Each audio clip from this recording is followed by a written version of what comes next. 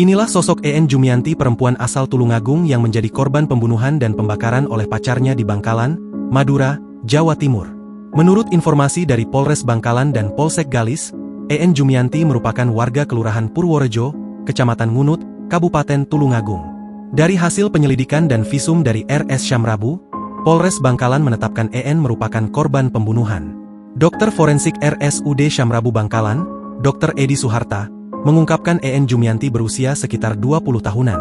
Tubuh EN sebelumnya ditemukan dalam kondisi sudah hangus terbakar di bekas tempat pemotongan kayu yang ada di Desa Banjar, Kecamatan Galis. Namun hingga berita ini diturunkan, belum ada keterangan resmi pihak kepolisian berkaitan dengan identitas korban. Usianya sekitar 20 tahun, pihak keluarga korban sudah mengetahui. Kemarin sempat mau kami ambil sampel urinenya, tetapi sudah menguap karena luka bakar 80%, ujar Dr. Edi. Terkini, polisi berhasil menangkap terduga pelaku pembunuhan sadis terhadap EN tersebut.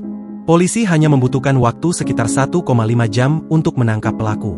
Pelaku ialah pemuda berinisial MMA, 21, warga Dusun Besorok, Desa Lantek Timur, Kecamatan Galis. Ia ditangkap di Desa Pakaan Laok, Kecamatan Galis, pada Minggu, 1 Desember 2024, malam. MMA ditangkap oleh tim gabungan Satreskrim Polres Bangkalan dan Unit Reskrim Polsek Galis. Ia menjadi terduga utama atas kasus dugaan pembunuhan terhadap EN tersebut.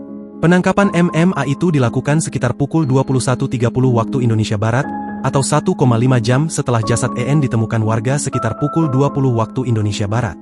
Betul, pelaku adalah pacar korban.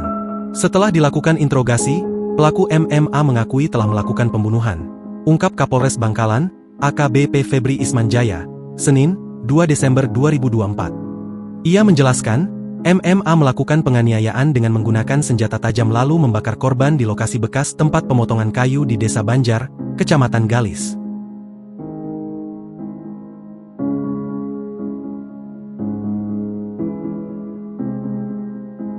Download Tribun X sekarang, menghadirkan lokal menjadi Indonesia.